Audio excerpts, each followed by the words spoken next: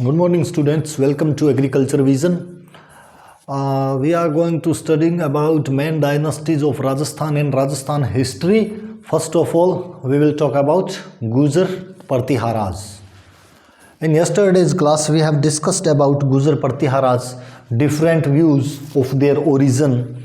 Someone says they were foreigners, someone says no, they were from the Huns, someone says no, they were the local people, and all that. Someone says they were originated from Brahmins. So there were different views. Now, today we are going to study particularly about that dynasty. Name of the dynasty is Gurjar Pratiharas.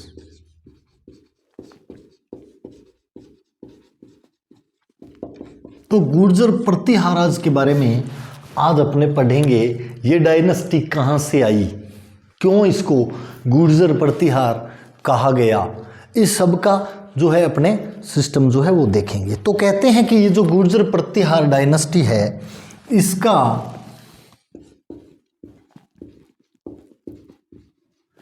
Period during which Gurjara Pratihara dynasty was powerful.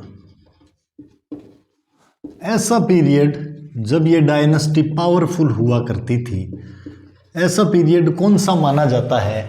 ऐसा period माना जाता है 8th to 10th century. कौन सा period माना जाता है? ये पीरियड आपका आता है 8th to 10th। इस सेंचुरी के दौरान इनका शासन जो है अपने इनका रूल राजस्थान रीजन के ऊपर रहा। इसलिए कहते हैं कि period during which Gurjara Pratihara dynasty was powerful is from 8th to 10th century. इस समय ये अब इनका राज कहाँ पे था? दूसरी बात ये है कि ठीक है जी, राजा थे, ठीक है, मान लिया कि पावरफुल थे, then in which region they ruled. तो सीधी बात ये है कि इनका जो रूल हुआ करता था वो था नॉर्दर्न इंडिया। ठीक है, तो क्या लिखेंगे इसके अंदर ये लिखेंगे कि देयर एम्पायर, इनका जो साम्राज्य था, their empire spreaded all over in northern India. Second point ये है कि उत्तरी भारत में सब जगह इनका शासन हो गया था। All over in northern India, संपूर्ण उत्तरी भारत में इन्होंने जो है शासन किया था। ठीक है, और शासन तो ये संपूर्ण उत्तरी भारत में करते थे, बट सेंटर ऑफ पावर, अब ये है कि राजधानी तो होनी चाहिए कि कहाँ पर केंद्र है, तो सेंटर ऑफ पावर जो है इट वाज मारवाड़। और मारवाड़ कहाँ पर है? ये है अपने राजस्थान के अंदर। इसलिए राजस्थान हिस्ट्री में ये इम्पोर्टेंट माने जाते हैं कि राजस्थान के ऐसे ruler, such A ruler from Rajasthan history who ruled over almost complete northern India, पूरे के पूरे नॉर्दर्न इंडिया के ऊपर इन्होंने, हॉल नॉर्दर्न इंडिया का जो है उसके ऊपर इनका एम्पायर था। और सेंटर ऑफ पावर इनका जो रहा वो रहा मारवाड़, राजस्थान। अब ये कहते हैं कि अब ये जो रीजन था मारवाड़ वाला, ये जो रीजन हुआ करता था जिसके अंदर अपना मारवाड़ और गुजरात का पार्ट आ जाता था, तो ये जो रीजन होता था, इस रीजन को क्या कहते थे? इस रीजन को कहते थे गुर्जरात्रा। क्या कहते थे? इसको गुर्जरात्रा कहते थे। Some part of Gujarat and Marwar, ये गुर्जरात्रा कहलाता था। और ये गुर्जरात्रा नहीं है, गुर्जरात्रा, इसको कहते थे गुर्जरात्रा। और इस गुर्जरात्रा की वजह से जो प्रतिहार क्षत्रियाज थे उनको गुर्जर प्रतिहार कहा गया। बेसिक इनका क्या था? बेसिक ये था, देवर नोन एज प्रतिहाराज। सबसे पहले प्रतिहार आए कहाँ से? आपको पता है इनकी जो उत्पत्ति के बारे में हमने जो पढ़ा था कि एक ओरिजिन फ्रॉम फायर पिट की बात की गई है, चंद बरदाई ने कहा है, उसमें प्रतिहाराज एक थे।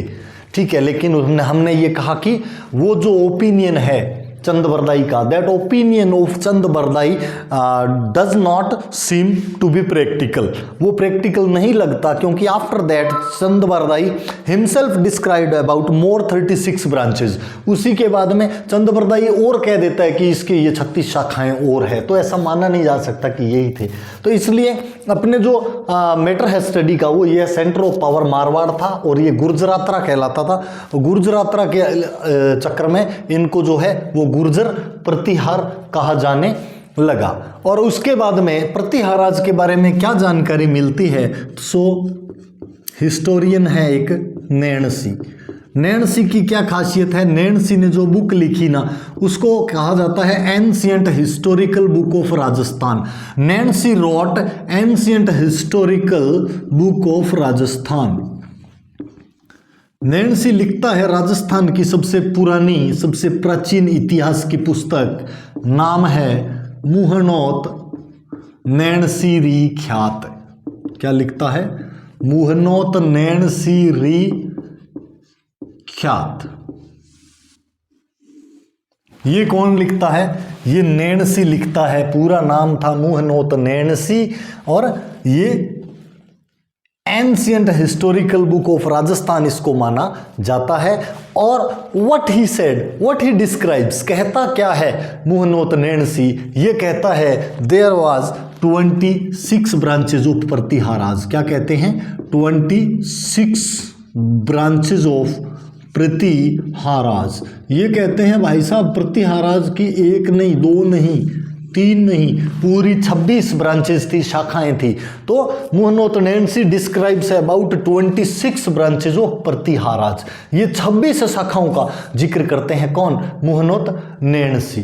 ठीक है, अब उसके अंदर से ये कहते हैं कुछ फेमस थी, कुछ तो छोटी छोटी थी जिनका ज़्यादा वजूद नहीं रहा, लेकिन ये कहते हैं कुछ फेमस थी। तो इन 26 ब्रांचेज के अंदर से नैणसी किस किस को फेमस बताते हैं, जो फेमस थी उसमें आती है अपनी जालोर। ठीक है, कौन सी आती है, Jalore, Mandore, राजोगढ़, Kannauj. Jalore, Mandore, राजोगढ़,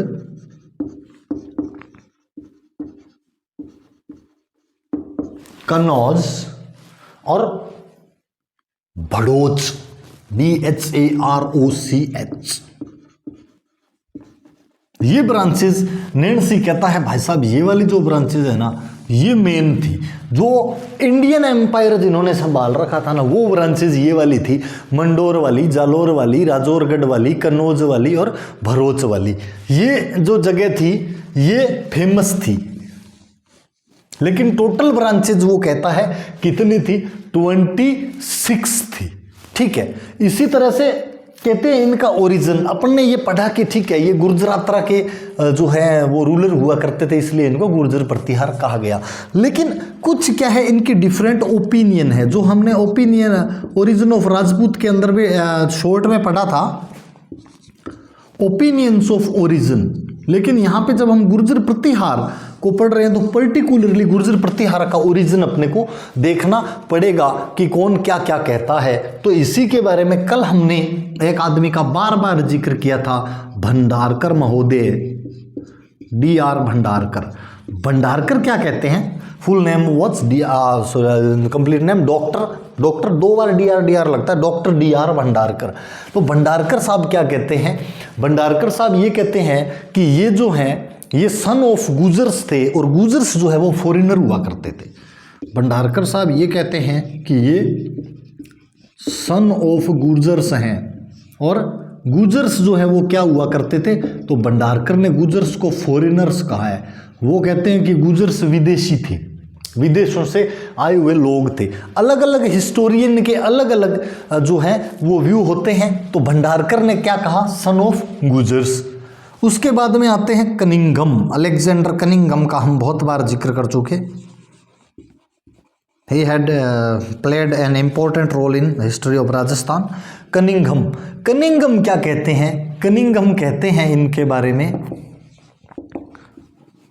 originated from Shakas and Yuechis. Alexander Cunningham कहते हैं कि भाई साहब ये जो शक आए थे, शक रूलर्स और यूची जाति के जो लोग थे उनके अंदर से ये निकले थे। शक और यूचियों के अंदर से जो निकले थे उनको वो क्या कहता है, वो कहता है उनको कि ये इनका जो ओरिजिनेशन है वो शक और यूचियों के अंदर से हुआ था। उसके बाद में अपने आते हैं बी.एन. पुरी। एक और हिस्टोरियन कौन है? बी.एन. पुरी। बी.एन. पुरी कहते हैं नहीं जी, विदेशी नहीं थे, देवर इंडियंस थे। और इंडियंस भी कौन से थे? वो कहते हैं श्रीमान वो शर्मा जी थे, पंडित जी थे, शास्त्री जी थे। वो कहते हैं ब्राह्मणों के अंदर से निकले थे। इंडिया के जो बेसिकली हैं वो ब्राह्मण थे जिन्होंने बाद में क्षत्रिय टाइटल एडॉप्ट कर लिया था रूलर बनने के बाद में। इस तरह की जो बात है वो कहते हैं कौन? बी.एन. पुरी। तो बी.एन. पुरी ये अपने अपने इनके विचार थे। भंडारकर ने कुछ और कहा, कनिंघम ने कुछ और कहा, इनके अपने को सिर्फ विचार ही पढ़ने हैं। बी.एन. पुरी जो है वो इनको इंडियन ब्राह्मण्स बताता है। और इसी के संदर्भ में एक बुक है जिसका नाम है विक्रमार्जुन विजय। विक्रमार्जुन विजय क्या नाम है?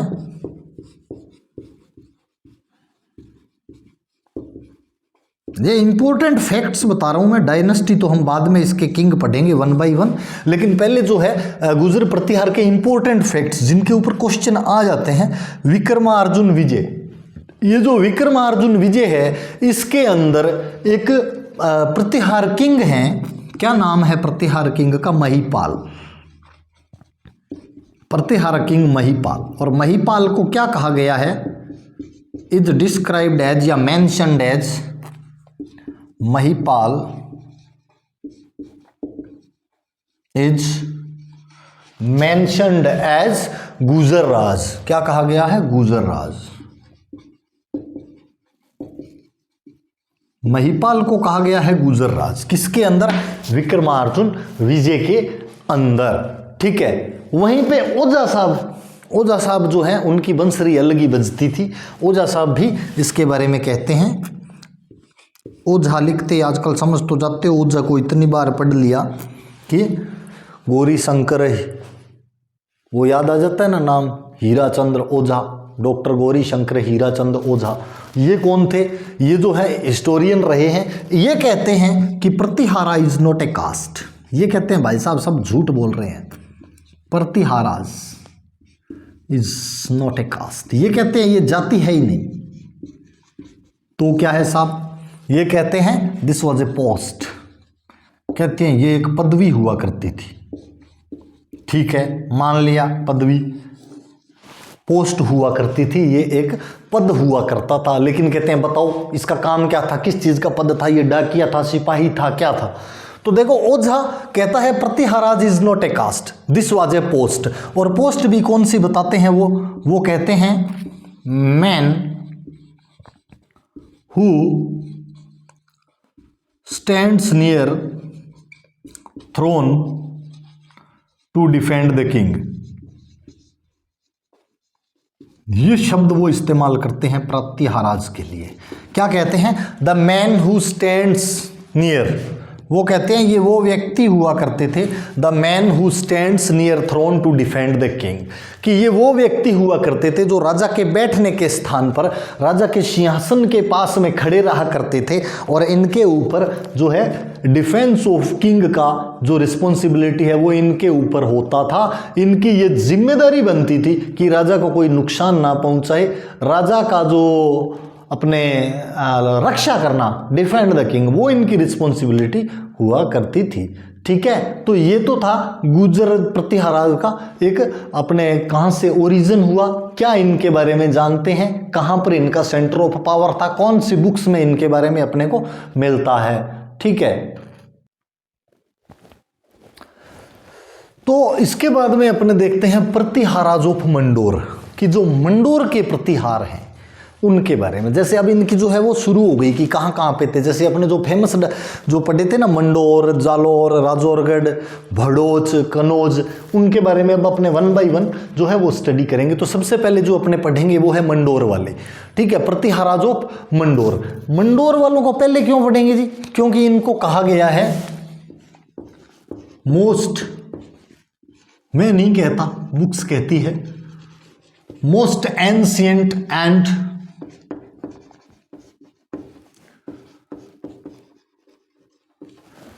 Important. Most ancient and important कहां से, किसका इंपॉर्टेंट जी? Out of 26 branches. किसका? Out of 26 branches. कौन सी 26 ब्रांचेस? वही जो अभी आपको बताई थी, मुनोत नैंसी ने डिस्क्राइब की है 26 ब्रांचेस। उन 26 ब्रांचेस के अंदर अगर किसी को मोस्ट एंशिएंट एंड इंपॉर्टेंट माना गया है तो वो कौन से हैं? वो है मंडोर वाले, ठीक है। तो Pratiharas of Mandore are mentioned as most ancient and important out of 26 branches of Pratiharas. क्यों जी, क्यों ऐसा है? तो देखिए, सबसे पहले अपने इंस्क्रिप्शन तो बहुत सारे पढ़े हैं, तो उसी में हमने एक इंस्क्रिप्शन पढ़ा था, नाम था घटियाला इंस्क्रिप्शन। घटियाला इंस्क्रिप्शन आपने नाम पढ़ा होगा, है ना? पढ़ा है कि नहीं पढ़ा? घटियाला में कितने? 2। घटियाला में 2 इंस्क्रिप्शन निकले हैं, और ये 2 इंस्क्रिप्शन जो है इनमें क्या है? 2 इंस्क्रिप्शंस ऑफ घटियाला, लिखो, enlightens the initial situation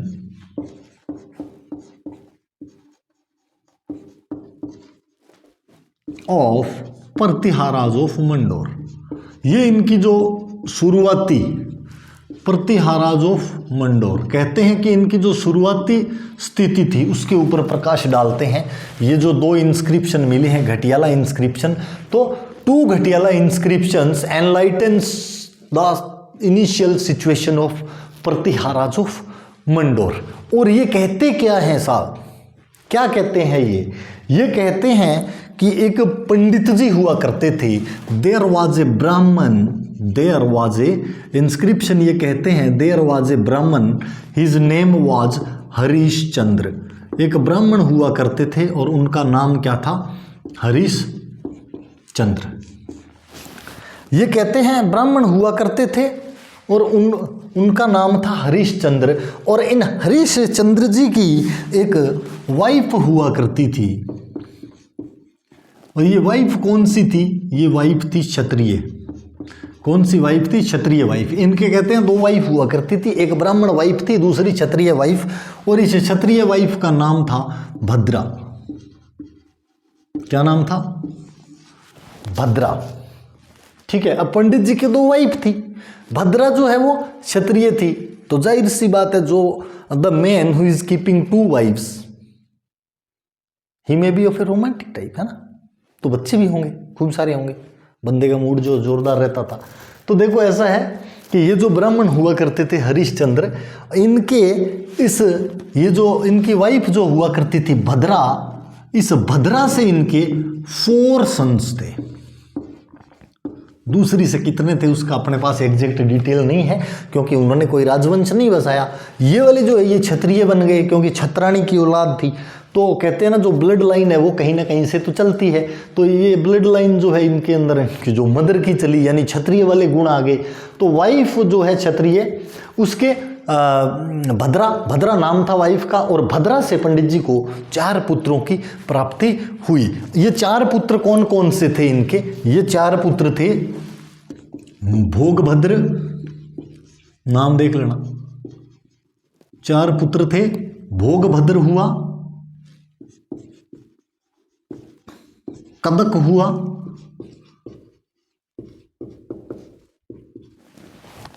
Rajil हुआ, कितने हो गए?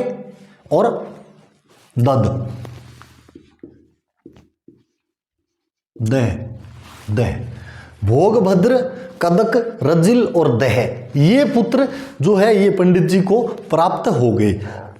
अब इन्होंने संयुक्त रूप से चारों की जो यूनिटी है ना वो ब्रिलियंट थी। तो दे यूनाइटेडली, जब पहली बार हम पढ़ते हैं तो उसमें आता है कि 4 सन्स ऑफ ब्राह्मण हरिश्चंद्र यूनाइटेडली, यानी एक साथ होकर के इन्होंने कंक्वायर्ड मंडोर या इन्वेडेड मंडोर लिख सकते हो। इन्होंने एक साथ में मिलकर के और मंडोर के ऊपर इन्होंने क्या किया, अपना अधिकार किया। एंड लेड फाउंडेशन, लिखो, एंड लेड फाउंडेशन ऑफ गुजर प्रतिहाराज किंगडम या डायनेस्टी। तो गुजर प्रतिहाराज डायनेस्टी, इस डायनेस्टी की जो स्थापना की मानी जाती है वो ये थे पंडित जी के 4 पुत्र भोगभद्र, रजिल, कदक और दह। इन्होंने ये लेड फाउंडेशन ऑफ गुजर प्रतिहार डायनेस्टी। कौन से वाली डायनेस्टी? मंडोर वाली। तो डायनेस्टी कौन सी होगी? अपने कौन सी डायनेस्टी पढ़ रहे हैं? मंडोर वाली। तो मंडोर वाली इसलिए कहते हैं प्राचीन है कि सबसे पहले जो फाउंडेशन डाली थी पंडित जी के पुत्रों ने वो इस मंडोर वाली की डाली थी। अब है क्या, अब इनमें से राजा तो एक नहीं बनना था, तो राजा जो बना सबसे योग्य था, उसका नाम क्या था? जो किंग बना he was 3rd son of Harishchandra Rajil. और रजिल की जो है यहां से शुरू होती है। आफ्टर रजिल, लिखो, जीनियोलॉजी ऑफ गुजर प्रतिहाराज बिगेन आफ्टर रजिल। ये जो रजिल के बाद है ना, इनकी जो वंशावली है वो शुरू होती है। ऐसा माना जाता है कि इन्होंने जो पहला जो किंग नियुक्त किया था वो रजिल को किया था। तो रजिल के बाद में गुजर प्रतिहाराज की जो वंशावली है, इनकी जो जीनियोलॉजी है वो कब स्टार्ट होती है? रजिल के बाद में। उसके बाद में एक रजिल के एक पोता हुआ, वो भी योग्य था।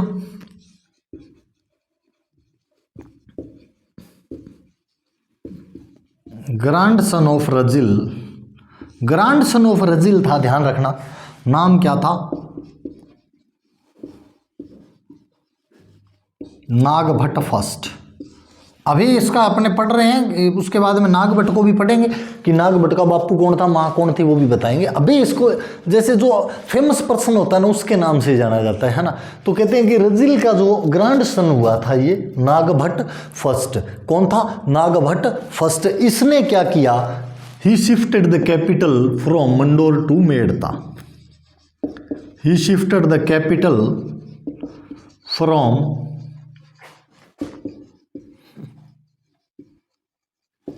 मंडोर टू मेड़ता। मेड़ता कहाँ है? सबको पता होगा, राजस्थान वालों को तो ये है अपने नागौर के अंदर। तो ये जो है मंडोर से जो है कैपिटल को मेड़ता लेकर के कौन आया था? नागभट्ट फर्स्ट लेकर के आया था। ये इनका जो है शिफ्टिंग ऑफ कैपिटल के बारे में भी अपने को पता चल गया कि कौन लेकर के आया था। अब कहते हैं कि इसके जो है फेमस रूलर्स कहाँ पर, अपने किसकी बात कर रहे हैं? घटियाला इंस्क्रिप्शंस। तो घटियाला इंस्क्रिप्शंस के अंदर ही इसके जो है वो फेमस रूलर्स लिखे गए हैं। फेमस रूलर्स इसके कौन कौन से लिखे गए हैं देखिए। घटियाला इंस्क्रिप्शन ये कहता है कि इस डायनेस्टी के फेमस रूलर्स किस किस को बताता है घटियाला? शिलूक, बाउक एंड कुकुक। घटियाला शिलालेख कहता है भाई साहब, एक तो शिलूक थे, एक बाउक थे और एक कुकड़ुकू थे, कुकुक। ठीक है, तो फेमस रूलर्स जो है वो घटियाला शिलालेख ये बताता है। किस किस को बताता है? बताता है एक शिलूक थे, एक बाउक थे और एक कुकुक थे। सारे ऊक थे ना, वही थे।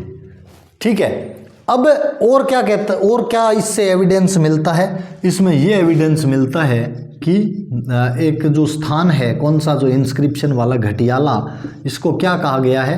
रोहिन्स कूप। क्या कहा गया है? रोहिन्स कूप। कि ये जो स्थान था रोहिन्स कूप, ठीक है, इस रोहिन्स कूप के पास में जो है एक मार्केट बनाई गई थी और वहां पर लोगों को बसाया गया था इस दौरान, ठीक है। तो क्या बताते हैं कि घटियाला एरिया, लिखो, area near Ghatiyala Rohins Kup was developed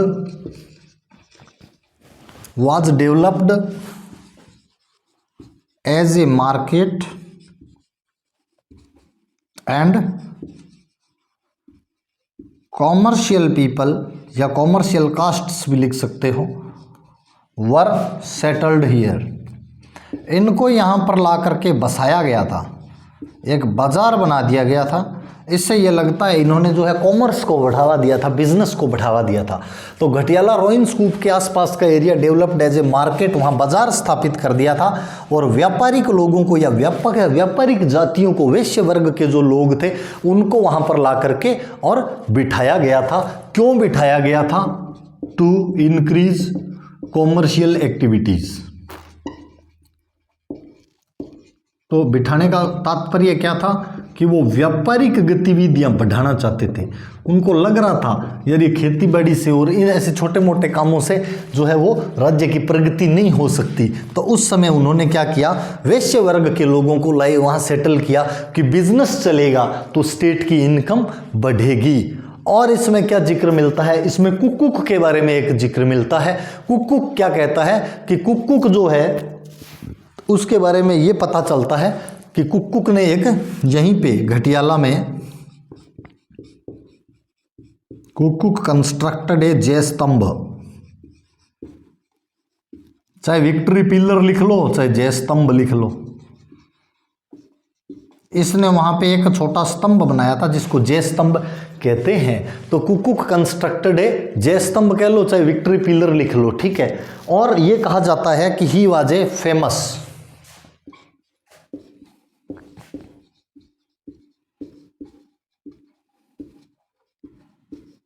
for justice. ये अपने न्याय के लिए प्रसिद्ध था और जनता में लोकप्रिय भी था, ठीक है। सो कुक्कुक कंस्ट्रक्टेड ए जय स्तंभ, he was famous for justice. वो एक न्यायप्रिय व्यक्ति था, न्याय बहुत अच्छा करता था और पब्लिक उसको अच्छे से मानती थी, ठीक है। अब कहते हैं इसका जी डाउनफॉल कब हुआ? किंग तो इसके हमने पढ़ने ही हैं, पर फिलहाल हम एक डायनेस्टी को लेके चल रहे हैं। इसका डाउनफॉल जब हम पढ़ते हैं कहाँ से हमें पता चलता है? तो कहते हैं 1145 में हमें वो एविडेंस मिलता है, 1145 का एविडेंस मिलता है। और ये एविडेंस है क्या? ये है आर्टिकल ऑफ सहजपाल चौहान। क्या है? Article of Sahajpal Chauhan. सहजपाल चौहान का लिखा एक लेख मिलता है, सहजपाल चौहान का लेख मिलता है 1145 में। कहाँ पर मिलता है? ये आपको मंडोर के पास में मिला है। कहाँ मिला है? नियर मंडोर। और ये लेख क्या बताता है? ये लेख आपको क्या मेंशन करता है? It describes about powers of Chauhans या सुप्रीमेसी ऑफ चौहान्स भी लिख सकते हो आप। 1145 article of Sahajpal Chauhan near Mandore, powers of Chauhan या सुप्रीमेसी ऑफ चौहान लिख लो। कि ये कहता है कि चौहानों की शक्ति उस समय जो थी, चौहान्स एट दैट टाइम, या लिख लो इन मंडोर। ये मंडोर क्षेत्र में जो चौहान है उनकी शक्ति बताता है, उनकी क्या ताकत थी। या ये भी लिख सकते हो सुप्रीमेसी ऑफ चौहान्स। उसमें ये लिखा है कि चौहानों का वहां पर स्थापत्य हो गया था। लेकिन एविडेंसेस ये भी कहते हैं कि 1395 तक टिल जब प्रभुसत्ता चौहानों की हो गई, इसका मतलब है कि चौहान तो आ गए थे। यानी अब वो बात नहीं रही थी किसमें? प्रतिहाराज के अंदर। अब वो मजे वाली बात नहीं रही थी। लेकिन ये कहते हैं कि प्रतिहाराज जो है ना वो यहाँ पर थे जरूर। तो कब तक थे? 1395 तक प्रतिहाराज वर देयर। कहते थे बिल्कुल यहीं पर मौजूद थे वो, लेकिन थे कब? सबऑर्डिनेट रूलर्स थे वो चौहानों के अधीन हो गए थे, अब वो फ्री रूलर्स नहीं रहे थे।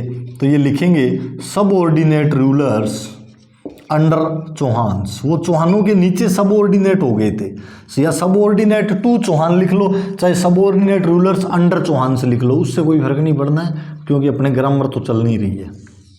ठीक है, तो इस तरीके से Pratiharas were their subordinate rulers under Chauhans, चौहानों के नीचे। और कौन सा क्षेत्र? क्षेत्र आपको पता ही है, वैसे तो है नहीं कि क्षेत्र बदल जाएगा, तो क्षेत्र वही है, कौन से वाला?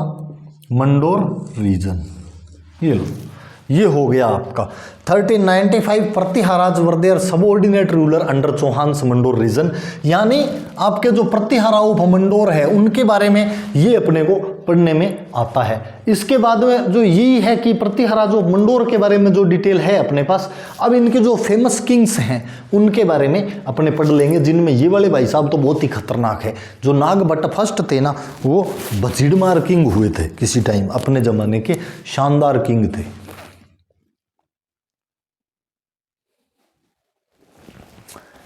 इसके बाद में ये तो थे अपने मंडोर वाले, ठीक है, कि मंडोर के जो प्रतिहार थे। नेक्स्ट जो आते हैं ना, वो आपके आएंगे जालोर, उज्जैन और कनौज। ठीक है, अब यह इनिशियली वो हमने पढ़ लिया कि इसकी फाउंडेशन कहाँ से हुई थी। अब किसी डायनेस्टी की फाउंडेशन होती है, फिर निकलेंगे तो सारे वहीं से, कोई नया तो कहीं से आएगा नहीं। ठीक है, तो उसी में से निकलेंगे। तो उसी के जो है अपने लिखते हैं कि गुर्जर प्रतिहाराज ऑफ जालोर, उज्जैन एंड कन्नौज, ये रहे आपके नेक्स्ट वाले प्रतिहाराज ऑफ जालोर, उज्जैन एंड कन्नौज। यहाँ पे वो राजा आएंगे खतरनाक खतरनाक वाले। इनके लिए ये कहा जाता है बेसिकली कि दे वर ओरिजिनेटेड फ्रॉम प्रतिहाराज ऑफ मंडोर। ठीक है, उसकी तो हमने बात कर ही ली, फिर भी लिख लो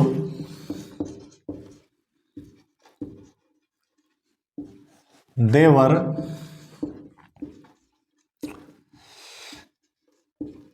ओरिजिनेटेड फ्रॉम प्रतिहाराज ऑफ मंडोर।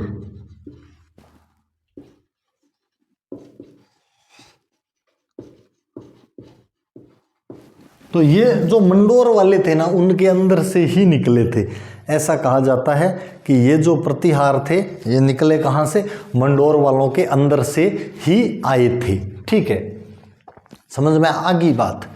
और ये कहते हैं यहाँ पर जो रूल है ना, कब से शुरू हुआ था? तो ऐसा माना जाता है कि इस क्षेत्र के अंदर इनका जो रूल हुआ था, लिखेंगे रूल बिगेन फ्रॉम, स्टार्ट जो हुआ था ना वो हुआ था अर्ली 8th सेंचुरी, प्रारंभिक 8वीं सदी।